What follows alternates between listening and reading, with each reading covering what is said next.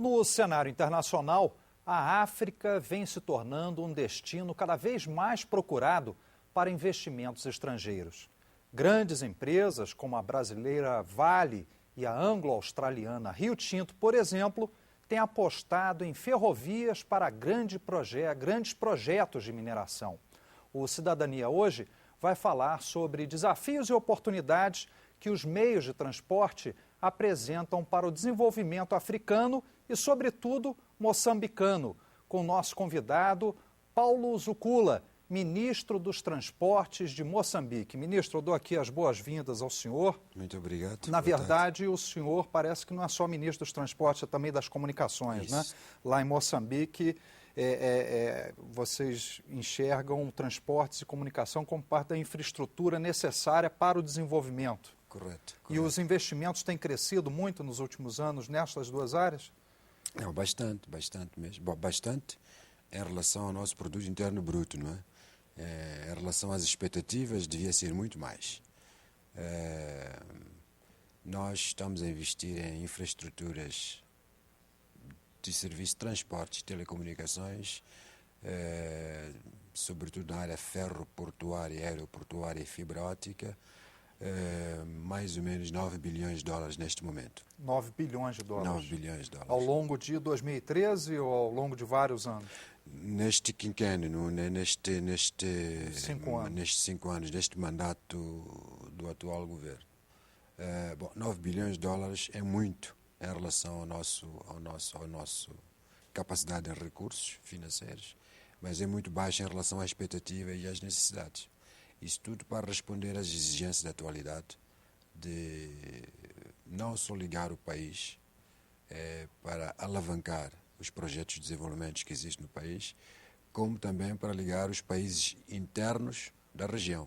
Nós somos um país costeiro e temos uma obrigação política, moral, histórica, estratégica de abrir o acesso aos portos moçambicanos aos países do interior, como Malawi, a Zâmbia, o norte da África do Sul. Exatamente, porque, por exemplo, Malawi, Moçambique é como se fosse um V, né? E Malawi fica aqui bem ao norte de Moçambique. Isso. Não tem região de porto, né? Não tem costa, então são países que muitas vezes precisam ou exportar ou importar.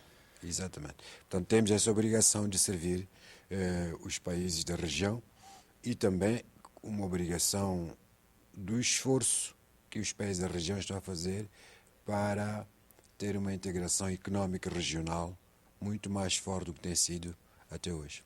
Agora, a África não é um continente que tradicionalmente é muito discutido do ponto de vista econômico aqui no Brasil, né? Normalmente as discussões são mais do ponto de vista social, antropológico, enfim. Mas mais recentemente, cada vez mais há um interesse maior. Então, muitas pessoas no Brasil não têm nem a noção, às vezes, geográfica, né, dos países, da distribuição de países pela África. Mas Moçambique está no Cone Sul africano, tem uma integração grande com a África do Sul.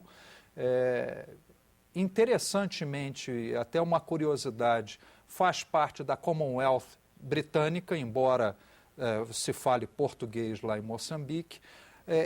Portanto, essa estrutura de interligação nos diferentes modais de transporte, quando o senhor fala em transporte em Moçambique, o senhor está pensando só em Moçambique? Não, o senhor está pensando em toda essa integração com o Cone Sul, não é isso? Isso, correto. Tem que ser por várias razões. Primeiro, por razões históricas, o sistema logístico de Moçambique, portanto, fica na costa. Todos os países do Interland foram colónias inglesas. E nós, apesar de termos sido colónia portuguesa, Portugal esteve sempre integrado com a economia inglesa. E a maior parte do sistema de infraestruturas que foram desenvolvidos pelos portugueses, de facto, foram desenvolvidos para servir a economia inglesa. O fenómeno dos países de periferia, os países do centro, que existia no Ocidente, não é? Naquela altura, a Inglaterra era uma potência económica e militar no Ocidente e também era potência também se posicionou como potência na estratégia geopolítica da África, nesse caso da África regional.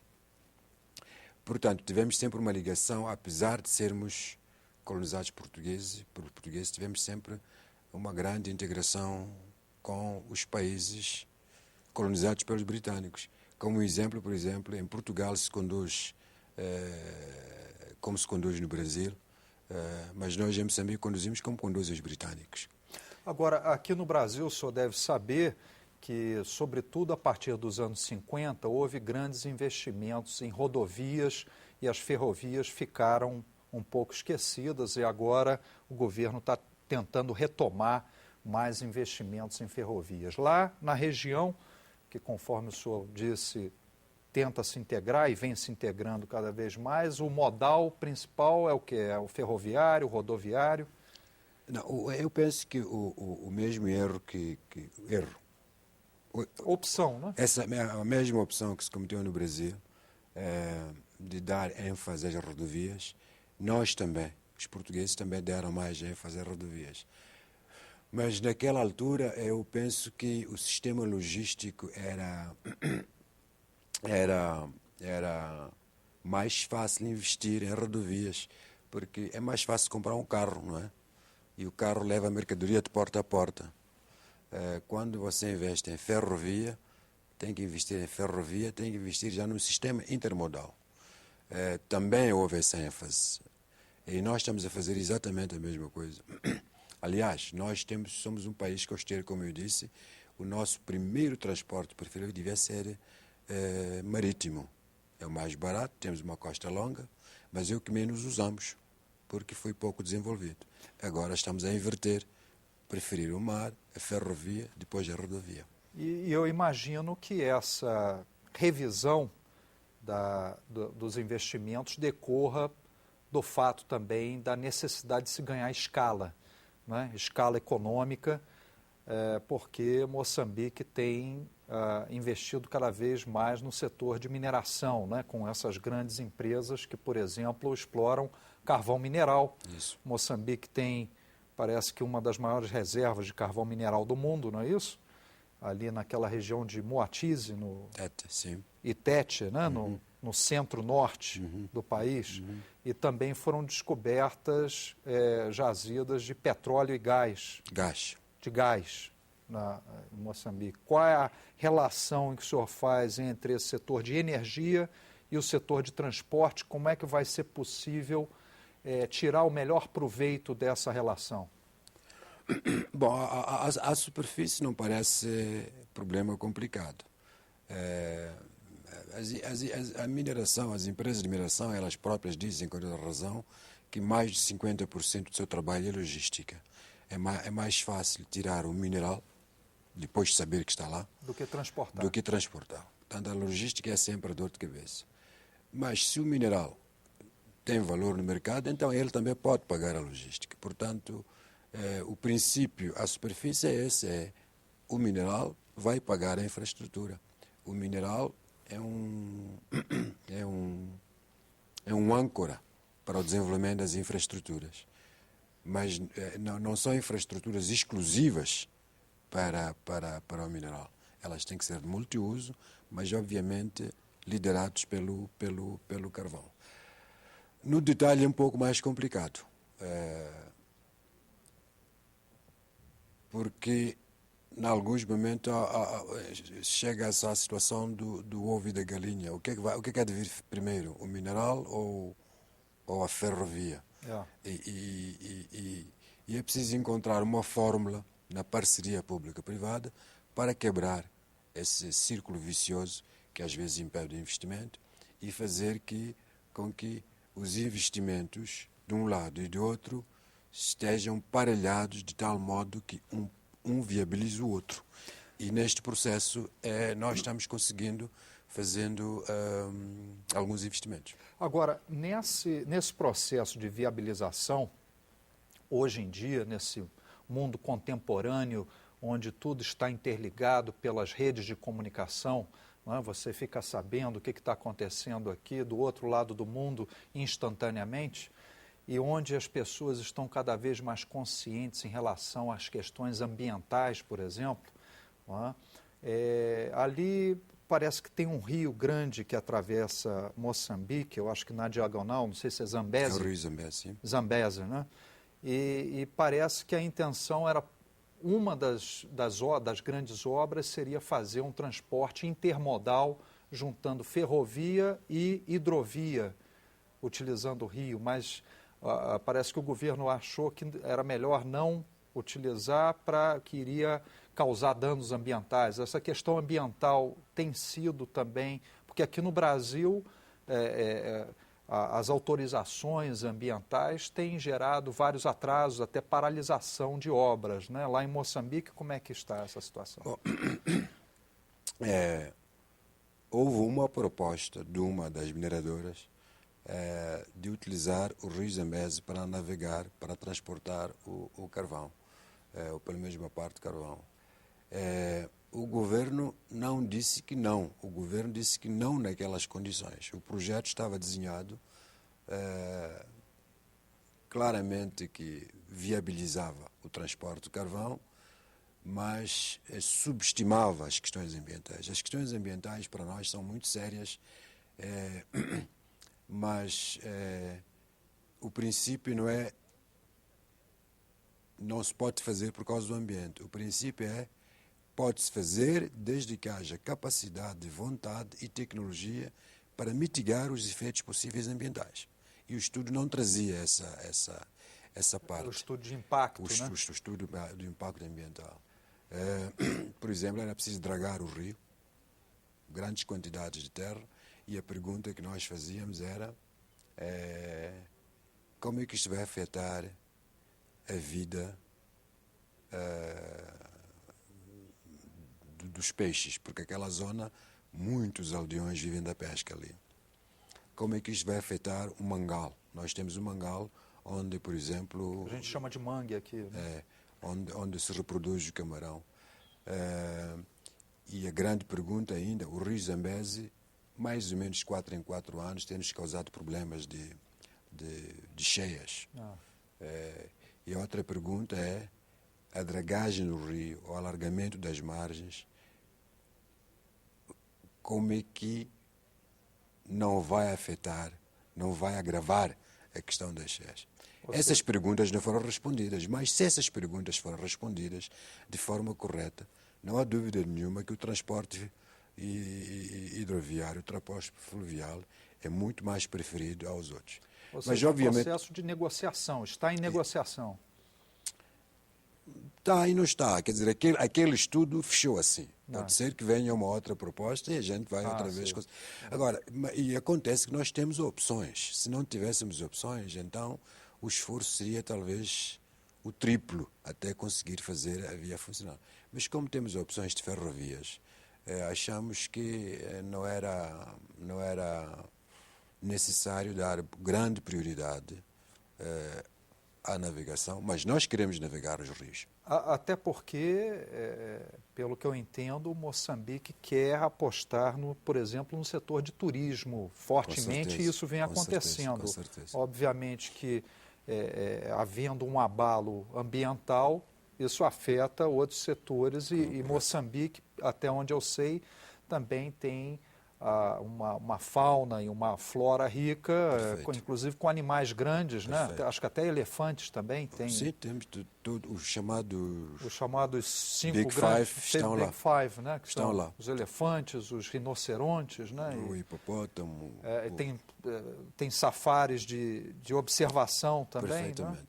Parques nacionais. Ou seja, então há essa preocupação grande com o meio ambiente, justamente para preservar essa indústria do turismo, de serviços que tem um grande valor agregado, né? A mentalidade é essa. Agora, outro desafio nessa área tem sido os reassentamentos, né? Por exemplo, populações que até têm, às vezes, paralisado algumas operações da própria brasileira, a empresa Vale. Como é que o senhor vê essa questão?